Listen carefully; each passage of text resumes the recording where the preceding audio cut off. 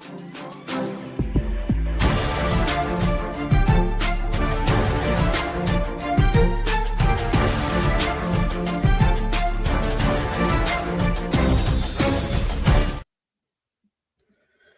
on in. This is the RotoWire Fantasy Football Podcast. I'm your host, John McKechnie. That is Mario Puig. We're coming at you a little bit earlier this week as far as the live stream is concerned. Had to move some things around, but of course, more than anything, we had to deliver you the hottest takes in audio and visual form.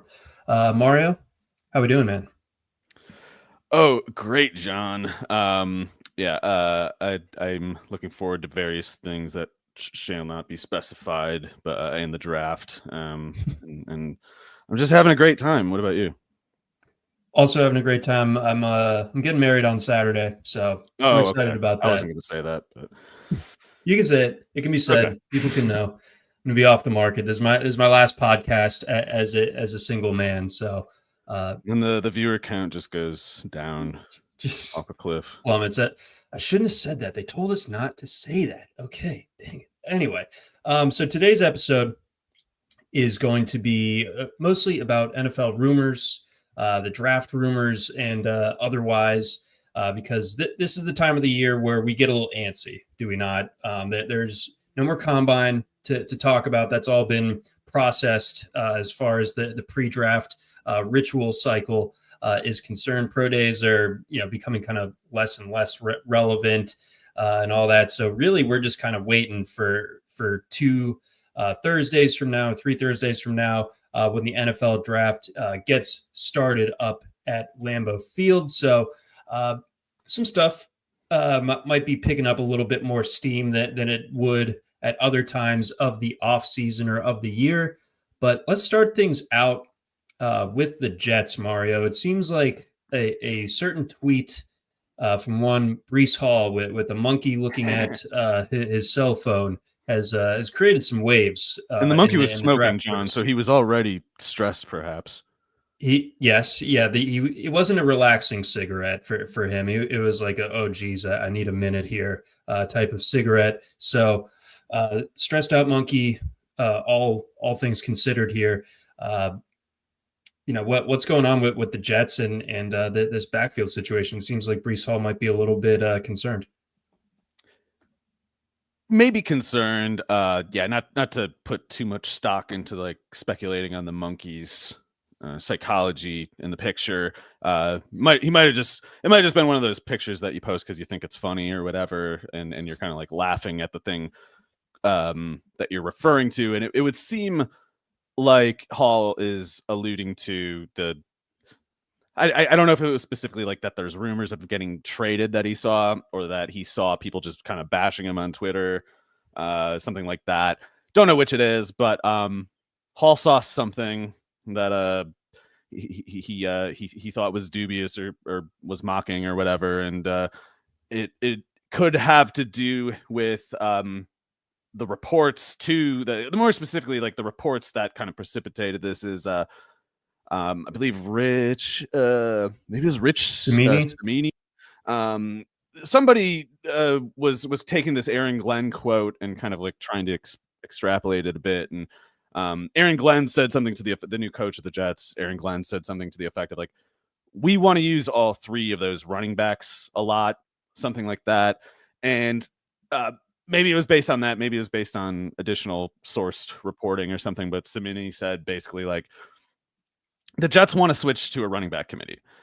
And I think statements like that, and even statements like Aaron Glenn's, have a way of kind of just getting off the rails almost immediately when handled by like social media and just the general public. And in Glenn's case, the thing that makes me kind of see it as a nothing burger is that A, it's non-binding. He doesn't have to do anything based on what he said there. And B, it's hard to know what he means. You have to read into it and project some assumption of values on Aaron Glenn's quote to see any meaning at all, because otherwise it's just kind of like noise talk to say something so general as we want to use all three of those guys as much as possible. And those other two being Braelon Allen and Isaiah Davis.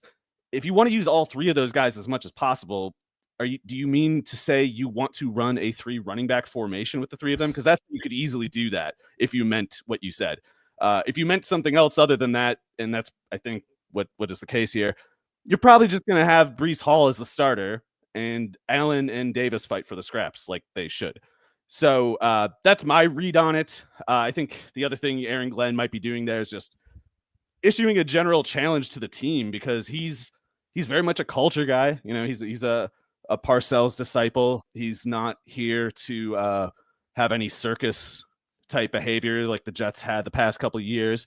So he wants to make kind of like some noise, like a bit of a shocking first impression that makes everyone listen to him. And maybe it's, I would sooner see it as Aaron Glenn just kind of issuing a challenge to Hall to try to bring out what I think is pretty clearly like league leading talent at running back in Hall's case, sooner than I would think that he's saying like, oh yeah, we gotta find a way to get Braelon Allen on the field more. Like Breece Hall's just killing us.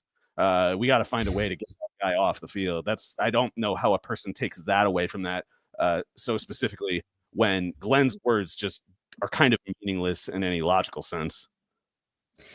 It's such a thorny situation when it comes to the Jets, because obviously, last year's regime was the one that chose to take 2 running backs when it didn't really feel like they needed to touch running back whatsoever, let alone in like they went into the draft. rounds.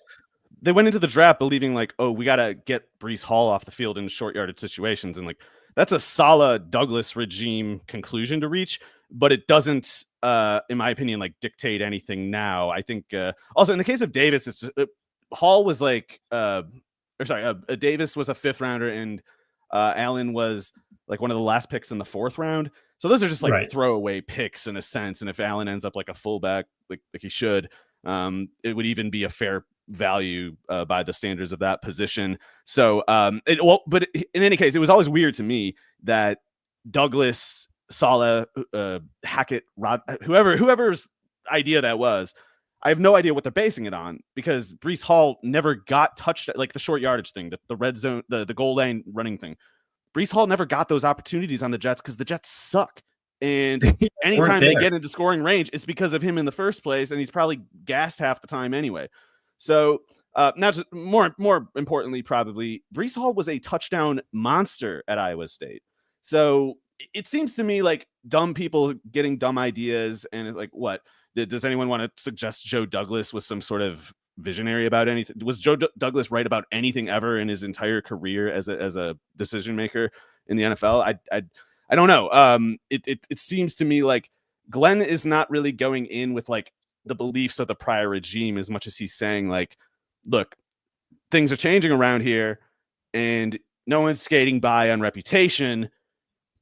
And in the meantime, like I think Parcells was like that too. Parcells called Terry Glenn, rest in peace, a girl to the press because he thought that he wasn't practicing enough through injuries. So, Aaron Glenn, he's not going to say something like that, but he does want to, stir up something in this team. And I don't think you can't take him so literally, but I would say even the takeaways of Glenn's quote as it is are only reaching the conclusions they do once they filter it through a preconceived notion, basically, which in this case is like running backs don't matter. You got to get rid of them. You got to trade them when they're the last year of the rookie contract so you can get Braelon Allen, the next star running back of the NFL, onto the field at a cheaper price. Like that's what they're really just kind of like beating around the bush about, but they don't want to say that because that just sounds ridiculous.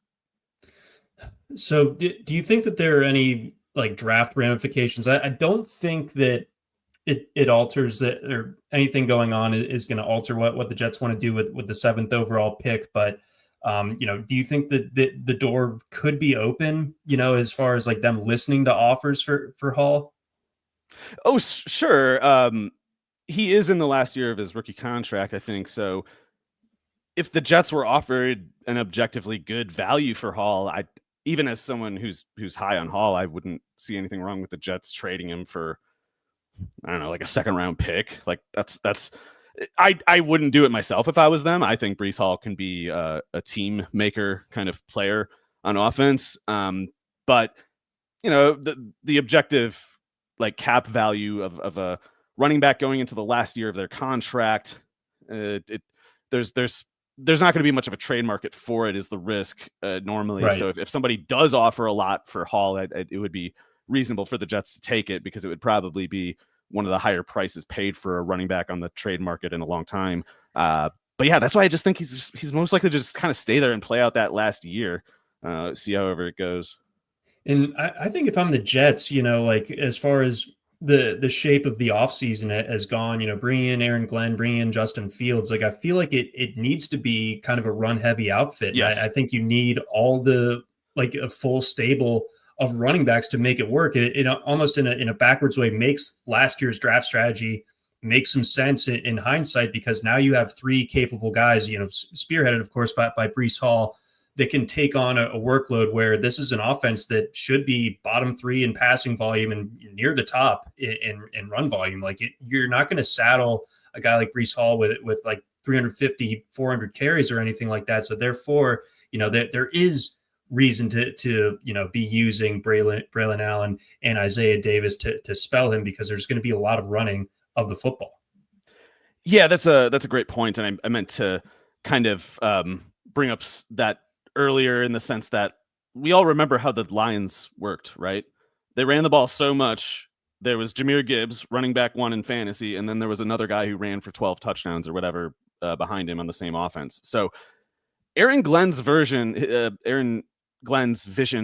of winning regularly in the NFL is one where he runs two or three running backs on you, not because he's trying to reduce the playing time of the first one, but because he wants to run that much. He wants to put 50 rushing attempts onto your defense, because if it happens, that defense will be in pain and they'd probably be losing. So, Parcells, I don't think Parcells would be like such a dinosaur in today's league that he'd run the exact same offenses that he did back, whatever, like 25 years ago or whatever. But this is still going to be like a throwback, ideological coach. Like he's not going to see things in the way that EPA people do, and in the way that maybe even someone like Ben Johnson does. He's going to see it more like Dan Campbell and Bill Parcells, and to him that means we have one running back at least who's doing big damage to you and giving us the lead, and then there's at least one other guy who's running out the clock on you. And I think in today's league, where so much has shifted and defenses are so prepared and tuned up to, be ready to get peppered by the pass, when you kind of invert that and bash people with the run, like it can be effective. And I think the offensive line that they have, the running backs that they have, and Justin Fields, running the show, I think it could be like an offense that, maybe it doesn't pay like massive fantasy dividends necessarily, but it's one that's going to make defenses, I think, uncomfortable to play against. Almost like a different version of like when you're a college football powerhouse and crap, Navy or Army's on the schedule. Yeah, I think it's consistent with everything Aaron Glenn has been associated with to this point, that the Jets would just initially be inclined to be a run heavy team. But I also think it's been pretty clear for years now that in a league where Daniel Jones is getting $160 million over 4 years, the money ball strategy is in a league where three wide offenses are whatever, like 3/4 the norm. And when nickel defense is on the field for 70% of the time, the money ball angle is to go to the ground, because people don't have the personnel built. The personnel is not calibrated in response to a run game, robust and explosive. And teams basically just don't have the personnel on hand. They probably don't have people on their own staffs who know how to handle some of these run looks that like Chip Kelly this year, for instance. I'll just go ahead and say Chip Kelly's going to get that offense humming on the ground. And it's largely just for the same reasons he did when he initially showed up with Philadelphia as a head coach. It was just because the league didn't train itself on the Chip Kelly style offenses. And when he showed up with the Chip Kelly style offense, they were just like, oh God, what is happening? We can't get a grip on anything. And if you're not prepared to hold up at the point of attack in the trenches, coaches like Kelly, coaches like Aaron Glenn, Dan Campbell are totally content to just run the ball until you do something about it. And I think, you mentioned Glenn's background in Detroit. I think Kelly's background recently in Columbus at Ohio State is also kind of instructive for this discussion, because Ohio State, they already had a great running back in Trevion Henderson. They went ahead, they went to the portal, they got Quinshon Judkins. All of a sudden, like you have two great running backs in a run heavy offense that opens up the pass for a guy in Will Howard who's not necessarily a great passer, but by virtue of defenses having to kind of adjust on the fly and try to like just hold down the fort while getting like blasted by the run game, spearheaded by Judkins and Henderson. Like, I think that we could see that a little bit with Chip and where he's going with it in Vegas if they get the right personnel. But neither here nor there. But either way, It's kind of optimistic there. about Chip Kelly. It was loosely there. Yeah, just spitballing it. I'm just a big Chip Kelly believer. Oh yeah, me too. This is a Chip Kelly podcast. That's right. That's a man who can scheme up some diabolical run stuff. Before we get on to some more NFL draft rumors, we've got a message from our pals over at Ultra GM. Have you ever dreamed of managing your favorite pro football team? Do you watch your team and think the GM got it wrong again? Do you think you can do better? Well, here's your chance to prove it. Introducing Ultra GM, a revolutionary new take on fantasy football that makes you the general manager of your favorite team. Start with the team's full roster and build it through the draft, free agency, trades, and even the practice squad to create your ideal team. No fantasy football platform or GM simulator has ever provided the degree of realism and engagement that Ultra GM offers. And none has ever given you the opportunity to manage the team that you love and care for the most. Compete against your family, friends, and even your team's real GM to see who is the Ultra GM. You think you can do better than your team's GM? Well, visit ultragm.com to prove it. We also got a message from our presenting sponsors over at Blue Wire. All right, let's get into some draft hubbub. We've got the timeline here where the rumor mill is definitely flying. I'm going to pull some draft props from the DraftKings Sportsbook right now. That it seems pretty much decided that Cam Ward is going to be not only the first overall or the first quarterback taken, but likely the first overall pick. So there's kind of the thought that the draft starts at 2, as it were. And it seems like Travis Hunter has kind of become the leader in the clubhouse to be the second player off the board. What is your read there? Is there some veracity to that rumor? Do you think he does end up going second to the Browns, or do the Browns move off of that pick? Does it? What happens here when it comes to Travis Hunter, who's minus 270 to be the second overall pick? Well, Abdul Carter would be a totally good pick for the Browns, but with Adam Schefter, I think it was either today or sometime recently, Adam Schefter was mentioning Travis Hunter to the Browns is his kind of developing assumption here. And that makes total sense. I mean, I think Travis Hunter as the best player in the draft is pretty open and shut. And if you as much, and I don't mean that to like bash Abdul Carter, but it's just that not for the two-way detail. It's just that Hunter is unique in general on either side of the ball.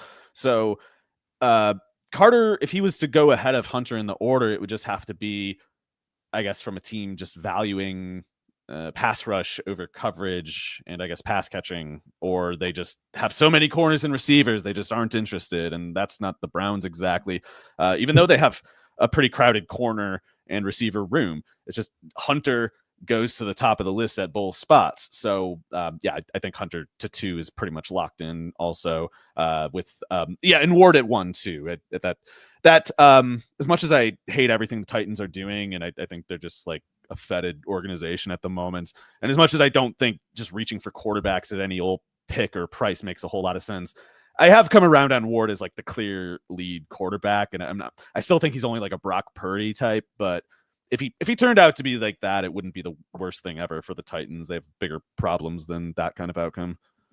Yeah, they need a quarterback. They've been kind of patching it together for quite some time at this point. Obviously, like worked their magic with Ryan Tannehill as a retread for a couple of years there, and had some real high highs during that time, but obviously things are a lot different right now. I think they need kind of like that full reset at quarterback, and Ward, though, kind of a cut below what we saw in the draft last year, I think is still, a worthwhile investment with the first overall pick. He should be good. And yeah, and like if you don't value him as number one, like you still can't move back really, because then the Giants would back with the Browns exactly. might take Ward, but the Giants definitely would. Exactly. So I think that you're in this position where like you would really need to be bowled over by the offer to even really consider it, because otherwise Ward just kind of makes too much sense. But I think the second quarterback off the board is a little bit more up in the air. It looks like Shedeur Sanders right now is the favorite, and that has largely been the case. But the odds are kind of flipping around a little bit to where Jaxson Dart is now no longer this big long shot to be the second quarterback off the board. He's actually plus 350. Can I ask when that? Do you know when that changed?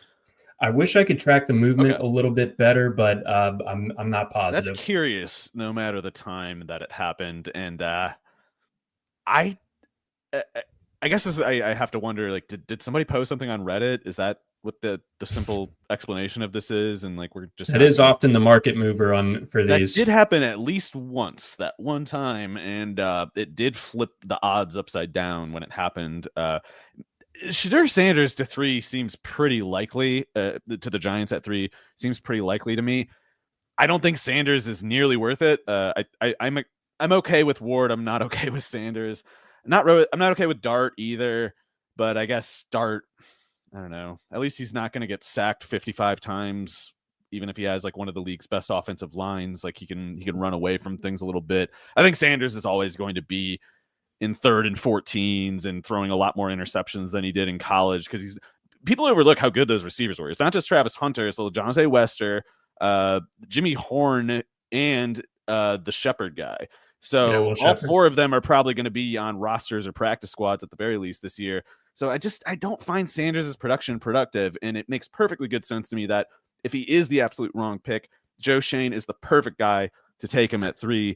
And then things get really interesting at 4, in my opinion. Like Abdul Carter would be a slam dunk value for the Patriots, but the Patriots ideally would trade back, and maybe like a team like the Saints would trade up for Dart at that point at 4 or maybe 5 to the Jaguars, which would be crazy to me. But if that's just how the game works now, then whatever. Yeah, I think the Patriots are really in an interesting spot. I don't envision the Giants trading down, but I think I don't think Patriots could be in that market, especially if the top 3 falls a certain way. And they're, I think that a lot of people are pigeonholing the Patriots as they're going to take an offensive tackle, and that's all well and good. But I think you could potentially still do that and accrue some draft capital by moving back. Now it gets a little bit more difficult when the Jets they feel like a sweet spot at 7, but are 2 division rivals going to do that level of business with each other? I'm not so sure. Would Vegas would it be worth it to them? Who knows what they're going to do? So I think the Saints are kind of circled to me as that team in the top 10 that could move up. I think the Panthers, for what it's worth, also stand pat at 8. So the Saints do make some sense, especially if the first 2 quarterbacks are off the board. I do think the Panthers might trade to the 4th pick to take Abdul Carter, just because the Panthers at once are, of course, terrible, yet they have a lot of not mature investments at a lot of positions. And so in a draft sense, they have few needs relative to how bad they are.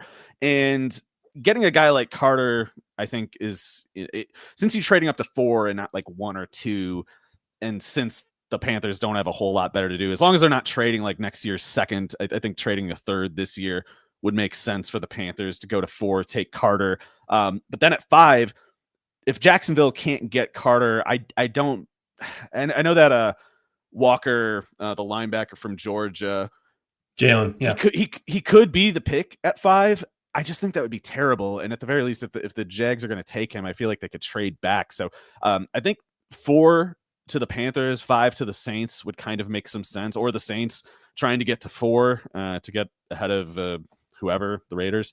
I don't know. But yeah, I think the Patriots and maybe the Jags too are the team's best, the best bets to trade back in that top 10 there. So let's expound on the Jalen Walker thing a little bit. It seems like that has picked up a little bit of steam in North Florida, on the radio stations and on the sports talk and everything in Jacksonville. Why in your mind would it be a reach to go with Walker? I have my reasons, but I do want to hear yours. It's not that he's a bad prospect. That's far from the case. He's a really good prospect. It's more just, in my opinion, for Walker to turn out as good as he needs to be worth picking over some of the other options on the board, I'd at least need some, or I'd ideally see more both production and some athletic testing from him. I know he would test very well. There's no concern that Walker is a poor athlete. We know he's some version of very good, but if we're going to project growth, if we're going to project production that he hasn't been able to show yet at the college level, once he gets to the NFL, then it helps to have, it's reassuring to know, like, well, he does have whatever 95th percentile size adjusted speed, and knowing that, you can kind of, it's more reasonable to sort of just, take a leap of faith, something like that. And when guys like Mason Graham have already done it all, I mean, granted, Mason Graham did not do any athletic testing either, which is far from ideal, but he played 3 years as a leading anchor in the run defense of Michigan. And so, right. Worst case scenario, I think for Graham is it's just like he's one of the very best run defending defensive tackles in the NFL, and he can play 750, 800 snaps for you. And that's a really good player to have. And I think the risk with Walker is, I wish I could have come up with both a best case for him and a worst case, because either one is in play. And if Walker does have some of the more optimistic outcomes, some of the optimistic projections with him, if things line up just a little bit, fortunately, he could clearly be a big time player. It's just, I guess at the very least, I'm going to, no matter what, be skeptical that Walker is a consistent edge rushing threat. I feel like he's just kind of like an off-ball linebacker who, and these guys do show up sometimes. There is a such thing as like off-ball linebackers who do just kind of raise hell more than any other off-ball linebacker does, and it's awesome. Like it's great to have a guy like that. It's just, you don't want to try to spend a top 5 pick to find out whether a guy like Walker is that kind of player, especially when you have to pass on some of these other players to find out. Right. I just have concerns about the size a little bit, holding up on the edge. Like, looking at the arm length, it's the 41st percentile among edge rushers. That's not what you want. The wingspan ends up being fine, but I prefer, like, as a Georgia fan, like, I thought that he was the better player for Georgia than Mykel Williams was, but I can see where Mykel Williams more conventionally has an easier I hate projection. the Georgia defenses lately. They're so hard to figure out, these guys, because they all play like 400 snaps a year out of 800, because every game's like a blowout, and then they also have to give 350 snaps to the 5-star backup. It's you got what was it, Jordan Davis ahead of Jalen Carter and things like that. Correct. So but yeah, like Nolan Smith came around this year, at least at the end he did a little bit. So there's nothing like outrageously theoretical about seeing Walker turn into a really good NFL player. It's just if you're not rushing the passer, and if you're not, if you're not like Fred Warner in coverage, I don't think it's worth the pick there. And even in a weak class like this, it's like Graham is not that bad of a, like, he's not the ideal 5th pick, but he's going to be a good player. And in any case, though, I think there's a good chance again that the Jags trade back, and if they take Walker at 9 or 8, that's a totally different thing, because there's a good chance those other guys are off the board and they're being compensated for the fact. And that's why I think the Jags should just trade back, and they can probably still get Walker if they really want to get him. Yeah, because they're not going to be, if Trevor Lawrence stays healthy, they're not going to be picking in this range again anytime soon. So like it makes some sense to like accrue some draft capital that way. And in terms of deciding on Jalen Walker, of course you don't want to get stuck with the Channing Tindall of the Georgia defense, but a lot. What is he even doing? I'm not even totally sure. I know Quay Walker's still like okay. He kind of drives Packers fans crazy, but that's yeah. Let's hope Walker's better. Let's hope Jalen's better than Quay. I think it's very much within the realm of possibility. Certainly less costly penalties like with that game against the Lions. My goodness. Let's see. The first receiver market has also seen some change here over the last few weeks. Specifically, I think in light of the combine, I think that shook things up the most. That as far as like running backs go, they're still only offering the first running back selected, and of course, Genti is like minus 5,000 to be the first one off the board. So that's like not. They need the second one. That's the board still. I mean, I know that's like whatever, $1 for every 5,000 or whatever. But what if a guy has a lot of $5,000? That's easy. See? Anyway, free. So yeah, I want to see that second running back market open up because the Hampton versus Henderson versus Judkins versus that's interesting. Yeah, that's where it gets a little bit wild. But the first receiver off the board, what McMillan. I was talking to Nick Whalen on the XM show earlier today, and he used to be about minus 500 or more to be the first receiver off the board. We've seen that shorten up a decent bit here, where McMillan sits at minus 185, Matthew Golden now up to plus 150, and then that next tier of guys, I guess Egbuka is sort of on his own island at 13-1, and then Luther Burden 50-1. Now, as far as these odds are concerned, do you think there is a chance that McMillan ultimately is not the first receiver off the board? Absolutely. And I think that receivers in general are going to take a while to start going off the board. I think there's a good chance that no receiver, other than Travis Hunter, of course, not that these props are considering him that, other than him, though, I don't know if a receiver goes until something like the 14th pick.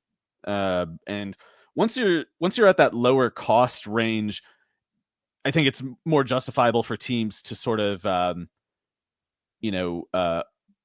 sort of dismiss McMillan's clearly superior production and instead roll the dice on Golden's clearly superior speed, because it's like, if McMillan's not so clearly better that he's worth taking in the top 10, then it has to be less true also that he's definitely worth taking over whatever other alternative anywhere else in particular. So Golden might be that guy who's the wide receiver one. It might be, I don't know. I don't think it's going to be Egbuka. I'm kind of a hater, I guess. I just think he's very, I think he's very utility, everyday player, but utility player. And I just don't care that much in the first round anyway. Burden's athletic enough that he might kind of go a little higher than people are projecting right now. Like there's going to be somebody though who could go at that like 12th, 13th, 14th overall pick range. And I just don't know if I'm like increasingly convinced it's not going to be McMillan, because as much as I personally have faith in him, his athletic testing worsened his profile for sure. And these other guys gained on him. Golden gained on him. Burden gained on him.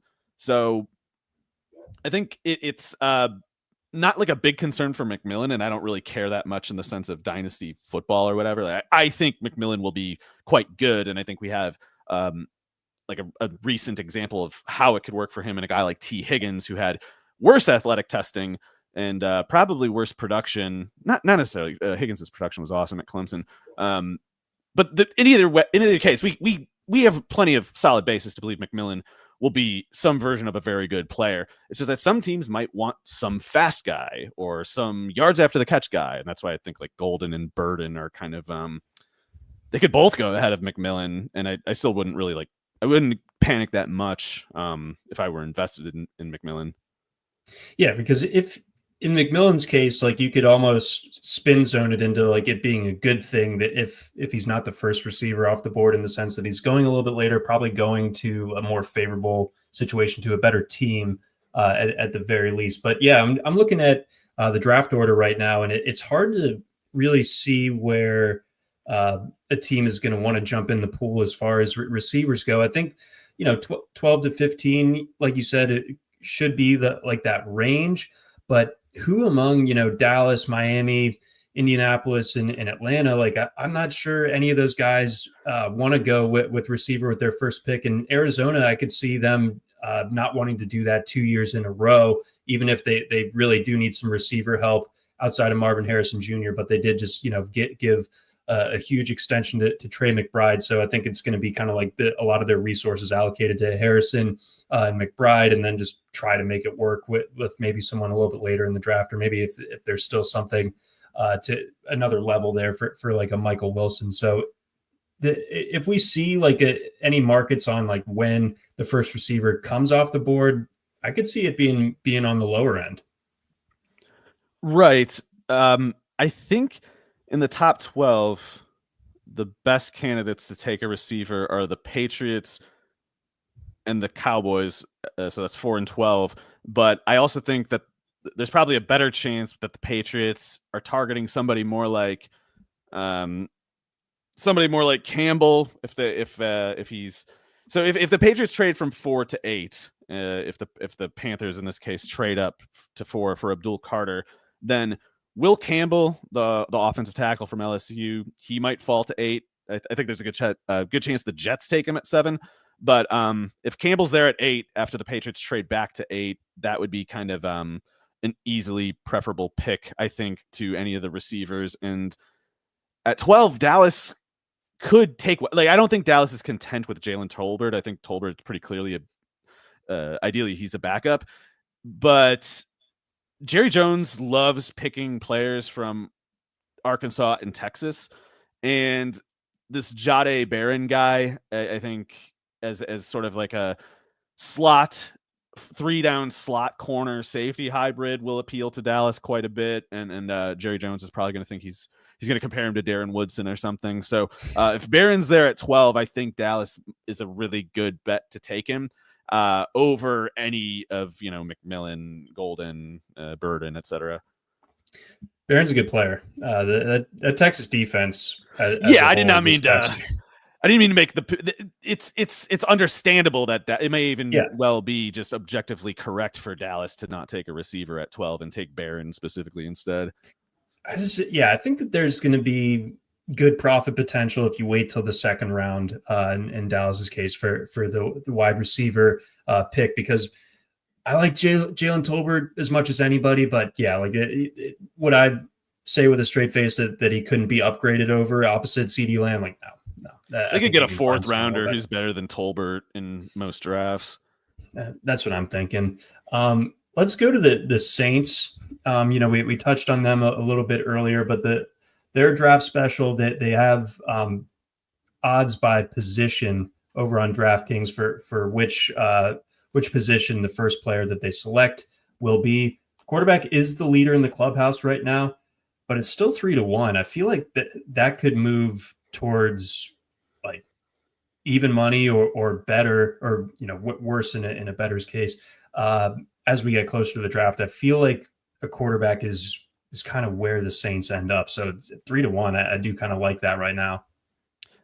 Yeah, I agree. It's hard for me to think of who the Saints would pick if not Jaxson Dart, and I say that as someone who doesn't really understand why anybody's talking about Dart as a top like 45 pick. But whatever, if that's how the market goes now, and if that's just how things work, then it makes pretty conventional sense, I think, that the Saints would go with Dart and probably not even start him this year. Maybe they do, but do you really want Derek Carr getting paid like a $40 million buyout thing? They gave him this contract extension that's basically just, it's a buyout, but they can't buy him out under the cap, so he has to sit there for another year. It's like a delayed buyout. And do you want him, if you must have this guy hanging around like that, wouldn't you rather like put him on the field so that, like, particularly if like Ryan Ramczyk isn't ready to play? I don't know what the latest is with him, but if Penning has to start at right tackle again, make Derek Carr play. Like, make him take that beating. Yeah. He's getting paid enough. So yeah, I don't expect Dart to play for the Saints this year until like later in the year, or like when Carr gets hurt, because Penning is just incredibly bad. Yeah, no, the Saints have a long road ahead of them, but maybe you might as well get it started with Dart. Although, yeah, I don't envision him as the week 1 starter by any means. But beyond that, I mean, as far as the quarterbacks go, it seems like that there's some smoke about Jalen Milroe maybe going higher than people anticipated. Are you buying that at all? Well, it definitely can't be dismissed. I guess the link, or the most tangible thing so far, is that he was invited to the NFL draft in Green Bay, like the room or whatever. But did that not happen with Malik Willis? Like, I thought somebody who went in like the 3rd round was there one time, and it was kind of Levis definitely had to sit there. Yeah. Man, I'm just, it's like, I am not a Milroe fan, but I hate. I was so low on Levis as a prospect that I might think Milroe is a better prospect. So if guys like Levis for some reason must go 34th, then maybe someone like Milroe does go something like the Steelers, I guess, was a team that was linked to him to Milroe primarily. So particularly if the Steelers can trade back, I guess that's how you could imagine that situation coming about. And it would, if the Steelers do sign Aaron Rodgers, which I guess it looks more likely than not, then Milroe would sit a year and hopefully get a little bit of his, footing as a passer at that point. And it would be a run-heavy offense either way. And Milroe, of course, can run very well. So maybe it would work. I just, man, I just have to believe like teams could be picking some really good, starters at other positions at prices like these, and still have like decent ways to get cheap. Just wait for the next Baker Mayfield case or whatever, if you must. I don't know. I just don't see why this is all worth it. But and especially in Pittsburgh's case, like, you just had Justin Fields there. Justin Fields clearly has flaws as a passer, and guess what? He was a way better prospect than Milroe, way better passer specifically than Milroe. So if they think letting Fields walk to spend a 1st-round pick on Milroe is their way out of this place they're at right now, I love Mike Tomlin, but like, this is going to get him fired. They're going to blame him for this. Yeah, that in the first round, like Milroe, like I definitely understand the case for him, like where the traits are extremely loud, got the good arm, got the crazy mobility, like can do some pretty interesting stuff with him. But Joe Milton, by that metric, was more interesting, I thought, than Milroe, and he was a super late round guy who's already been moved. Yeah, it was funny how, but this is a bit of a tangent, but it was funny how there was that media drip about like, there's a lot of interest in Joe Milton. The Patriots are going to flip Joe Milton for a day 2 pick or whatever, and they end up trading him for what's basically a 6th rounder at the soonest possible, the soonest opportunity. So yeah, it's in any case, it's tough for me to see how Milroe plays this year for the Steelers, or I guess anyone in particular that might draft him. But of course, if he does, that rushing production loophole will always play in fantasy. Yeah, no question about that. Any other draft rumors that have caught your eye over this last little bit, or anything that you might be on the lookout for here over the next 2.5 weeks? No, sorry. I can't. I'm trying to. I mean, I have a suspicion to certain effects. Something like, I don't think Caleb Johnson's going to go as high as everybody's assuming. He's still going in like the 6th and 7th rounds of drafts, which is just crazy to me. I feel like that he and Ollie Gordon are objectively almost the exact same player, and yet people are like, yeah, Ollie Gordon's going to go undrafted, but Caleb Johnson's, he's like Adrian Peterson in the Big Ten. It's really something. Like, yeah, okay, I don't know. I don't really see that. But not to say he's a bad player. It's just people are still projecting him to be like the running back 2. It's like, give it up. He's not the running back 2. He might be something like the running back 6 or 7. But RJ Harvey, Henderson, Judkins, Come on. Judkins at Iowa is winning the Heisman. Give me a break. Yeah. No, that's well said. So yeah, it should be interesting this running back stuff I think is going to get fascinating. I'm hoping that some more markets open up on that. I'm definitely going to be interested in that number 2 and number 3 running back off the board if those do end up populating. But that's going to do it for us here on this edition of the RotoWire Fantasy Football Podcast. Again, breaking down some of these NFL draft rumors and otherwise. For Mario Puig, I'm John McKechnie. Thanks for listening.